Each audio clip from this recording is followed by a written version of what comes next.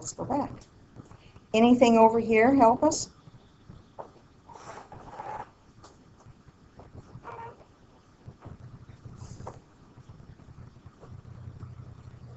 As x goes to infinity, do you know anything about 5 divided by x squared based on what you see on, and according to theorem 4.10, yeah, it should be 0.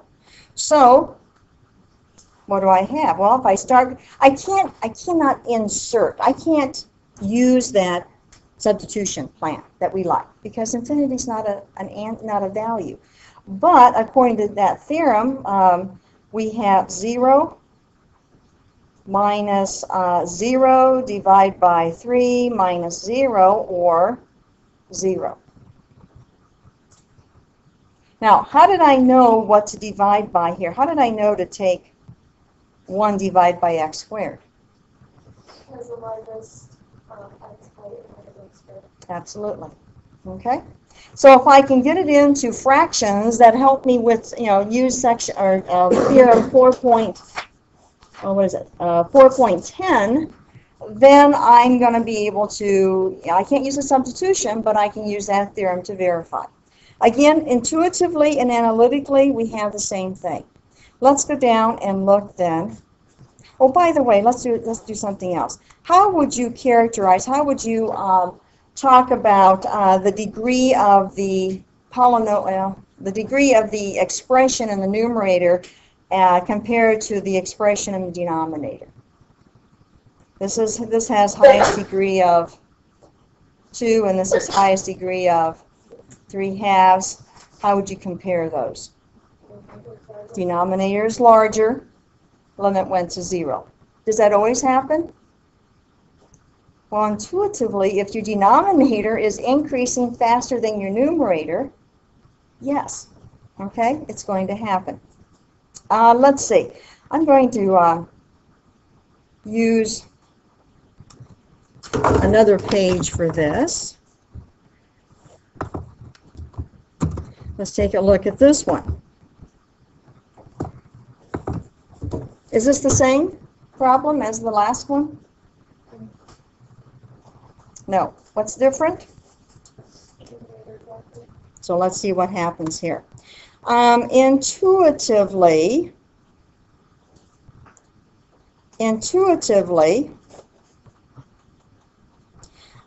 this is the same as the limit as x approaches infinity of what?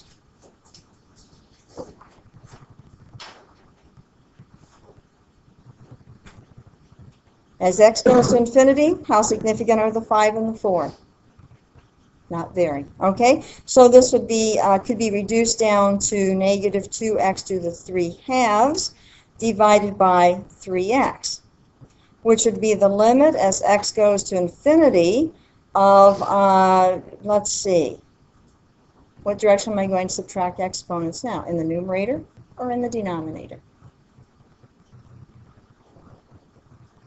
Which one's larger? Numerator. Let's subtract in the numerator. So I have negative 2x to the 1/2 divided by 3. As the input increases beyond imagination, what is the outputs doing?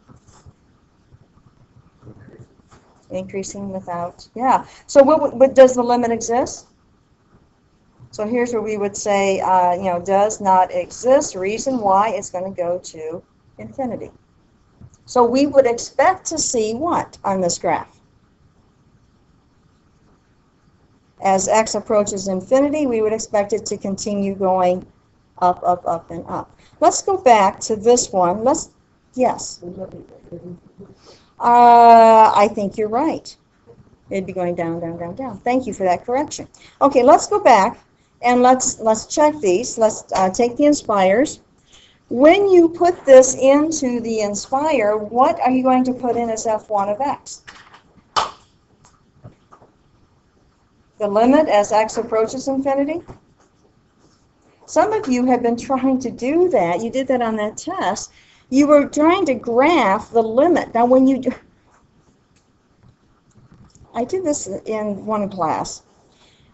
suppose that, and it bears doing right now, suppose that, I'm going to go up here, let's see, I want to copy that, we're going to bring it down. I want you to write this statement. I want you to write this statement down here without using, I want you to write this. Do not use any symbols. Don't use any symbols. How would you write that out in words?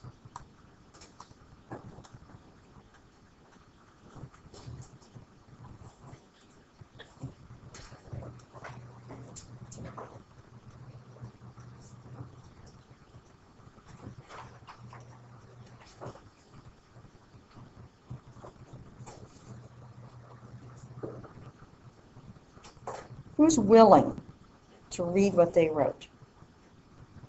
If no one's willing, they call on something.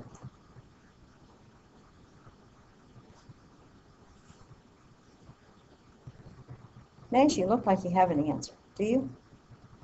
I can come up with one thing. I would love for you to come up with one.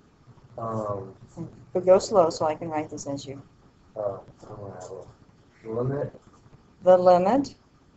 as x approaches. No symbols. No. Oh, that's a word. Yeah, I know, but I don't want you to use it. As. Oh, well, then I'm going to know. But what does x represent? What variable? Oh, can I just say variable x? Or What does x represent? The input. The limit as the input approaches. values. Yeah. Okay. Is infinity still a word? Okay. Well, let's say it this way. Increase without bound. Yeah. Okay. In the positive direction, meaning positive infinity. Okay.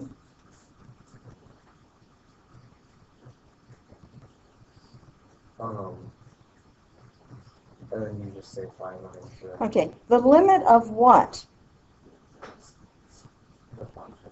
The limit of the function. What's the function?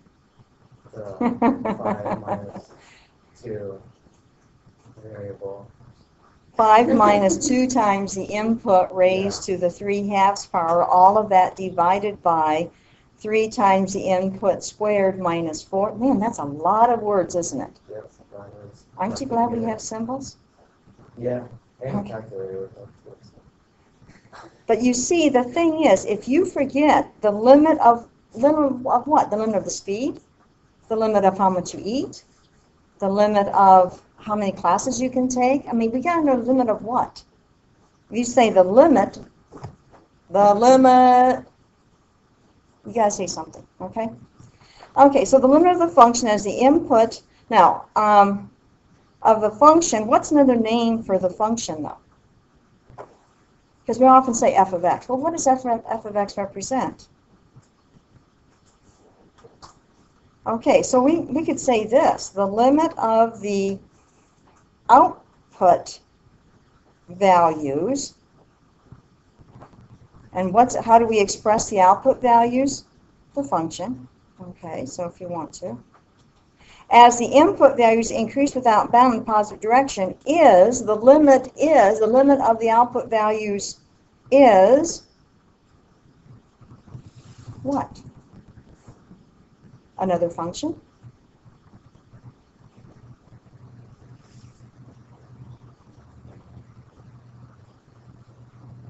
Is the answer here another function? The output values are going where? To another function? To a value, to a single value. Is 0. That's a single value. So if you put this, if you say f1 of x equals the limit as x, and all that stuff, what are you actually putting into the function, to f1 of x? Yeah. A single value. Some of you are confused. Well, why am I getting that horizontal? What are you putting in? You're putting in a single value. the single value represents a horizontal line. So we have to go back and think about, what does this represent? Okay, do you have it in the Inspires? Did we do that yet? Let's put f1 of x in.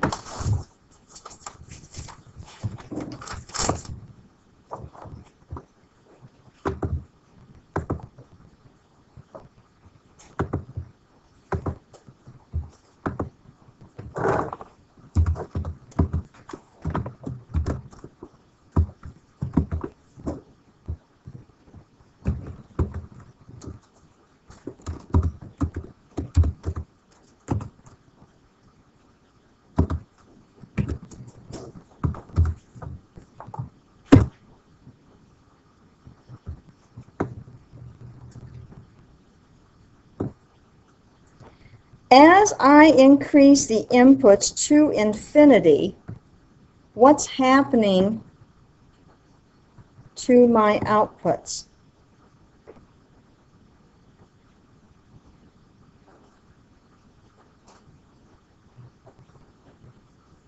Are they going to 0?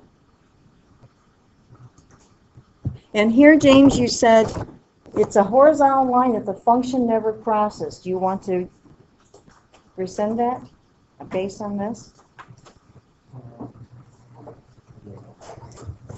Where? Where would you like to, where do you see that this actually happening?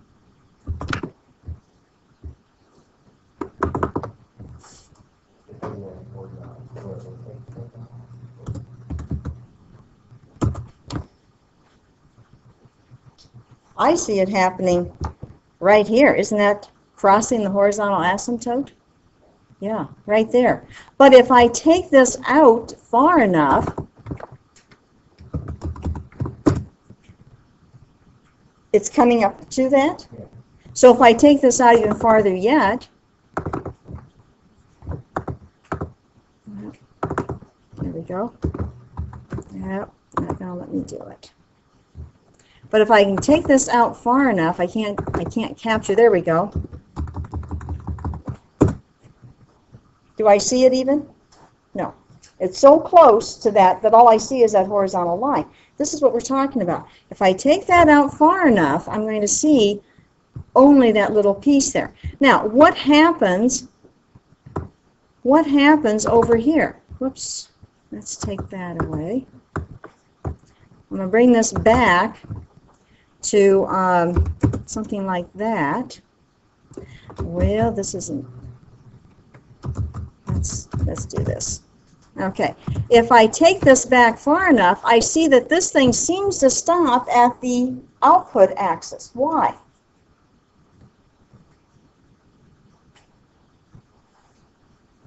Why don't I seem to have anything over here? Does it mean I can't put negative values in?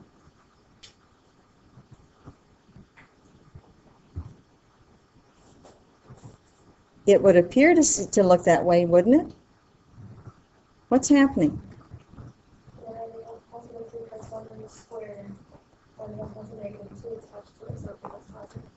So the output becomes positive, okay?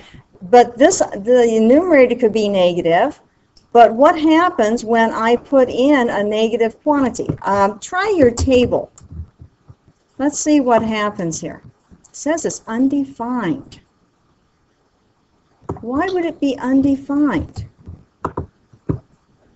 for negative values? You know, negative 4 squared, 16. Negative 3 squared, positive 9. Yes, James, enlighten us, please.